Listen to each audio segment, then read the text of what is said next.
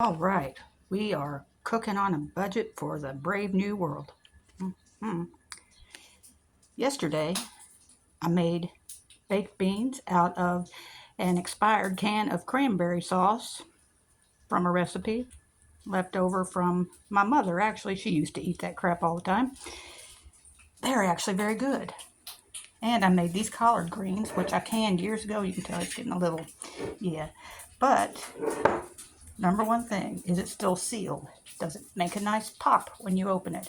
Does it smell all right? Does it look all right? Well, then boil the shit out of it. It's fine. At least that's my rule. You make your own rule. People will yell at you on home canning websites, by the way.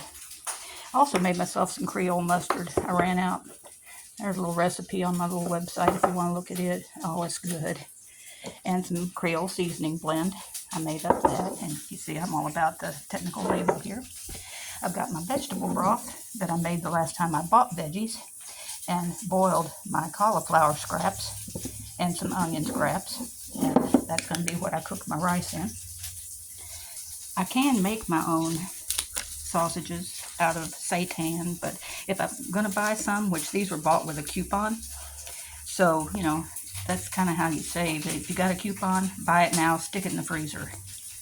If you've grown it, can it, do what you can to keep it good. A trick I learned a while back about rice is that you need to soak it for 20 minutes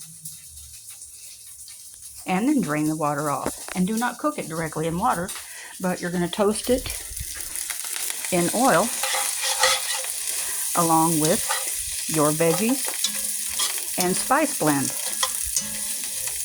which I'm about to do as soon as they cook up a little more. That's my Creole spice blend in there. I should have used the Trinity, but I didn't want to dig in the deep freeze for bell peppers, and they haven't come on yet, so I put in a few hot peppers because, it's not like I'm trying to make my pooter love me anyway. But, so we got celery, onion, garlic, a few dried chili peppers, my Creole spice blend, and olive oil browning here. And I've got my sausages browning over here. I'm getting ready to get some tongs and flip those. And just a sec. It smells like I need the tongs. All right, some of those got a little overdone. It's going to focus anytime today. There it goes. My skillet's too big for the burner, but it'll be all right. That'll be tasty when it gets over here. And it smells like these are getting just a little bit aromatic, which is a good thing. I like my stuff a little al dente anyway. All right, so I'm going to take the rice where I've strained it, toss it in here. Getting dizzy. Whee. And you brown your rice before you add any liquids. And let it absorb the flavors from all that stuff you've got going good in there.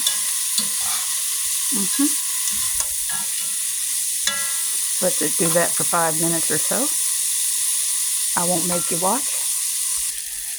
Alright, and the rice is starting to stick a little bit, so it must be getting toasty, steamy. And about time to pour the broth in.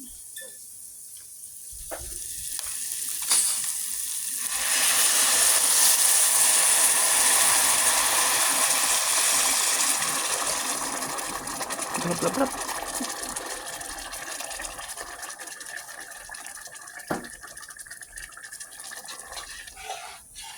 I like to wait till the last minute to stir those in. That way they stay crunchy. But then again, now this has to simmer for a while until your veggies and rice finish cooking. And if you can see through the steam, I've let it cook till there's pretty much no excess liquid going on here. So I'm going to go ahead and shut that off. And I'm going to go ahead and dump my sausages in here, but I believe I've got to put the phone down to do it. That's my great-grandmother's skillet. It's a little heavy. And there we go, over here in the light where you can see it. Collard greens that I made last night that are in the fridge. I didn't do anything fancy with those, just put in a tater and onion, a little garlic, salt, pepper, olive oil.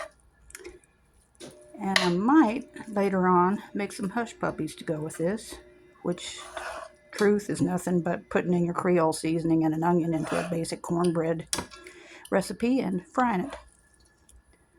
But here we got dirty rice with field roast Italian sausages. If they'd like to send me a few for the plug, it won't hurt my feelings. Yeah, there we go. Cooking on a budget. Healthy too.